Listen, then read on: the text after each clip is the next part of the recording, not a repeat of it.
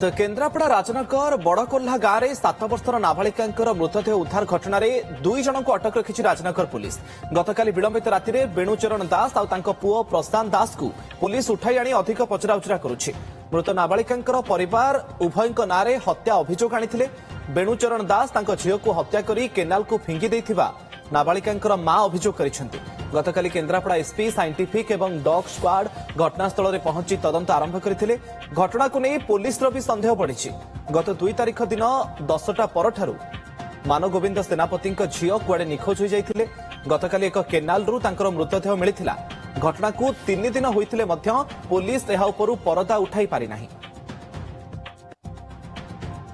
अधिक सूचना पट्टामुंडाई आम प्रतिनिधि प्रवीर नायक फोनलाइन आम सहित जोड़ी होती।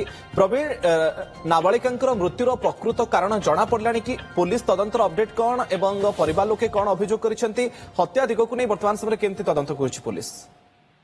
देखंतु मुकेश, ये एक संवेदनशील घटना जे गत काली जेतबे जने 7 वर्ष झील शवदेह पाख गाँ घर पाखे एक केनाल उद्धार कर सस्पेक्ट होता एवं जो केनाल जो शव उद्धार होता 200 मीटर डिस्टेंस गोटे दूर किसी रक्त पड़ा पुलिस की सूचना मिलता।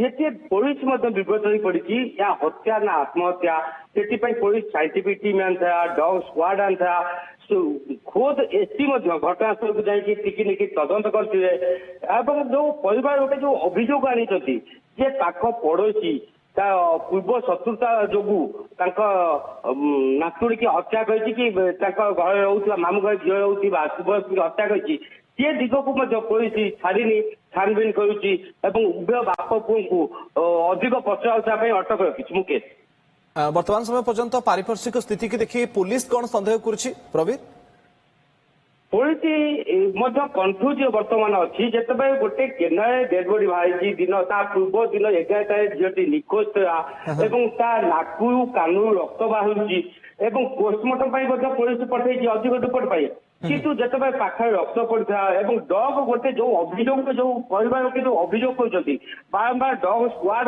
से घर को पशि जाऊला आम पाखे जो भिजुआ अच्छी डग से घर को बारंबार पशुला पुलिस संदेह दृष्टि अच्छी।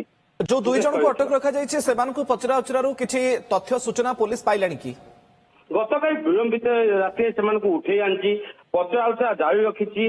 पुलिस कह कथा वर्तमान सुधा किसी सूचना मिलनी आम बर्तमान आईएसओ सहित कथा हो 10 मिनिट आगु से कहते बर्तमान सुधा किसी सठिक ठोस सूचना मिली ना किंतु खूब शीघ्र दिने 2 दिन भितर या पर्दाफाश कर। प्रवीर, पोस्टमार्टम रिपोर्ट आसला कि? पोस्टमार्टम रिपोर्ट गतकाल मिनिमम पोस्टमार्टम रिपोर्ट को 3 ରୁ 4 दिन लगी गोष्ठी स्वास्थ्य केन्द्र पोस्टमार्टम 3-4 दिन पर पोस्टमार्टम रिपोर्ट आसवा परिवार लोक जहाँ अभियोग होती या हत्या पानी बसा जाइए ना पानी भासी हत्या माने मृत्यु होती सठिक पर्दाफाश हे। ओके, धन्यवाद प्रवीर आपनकर समस्त सूचना।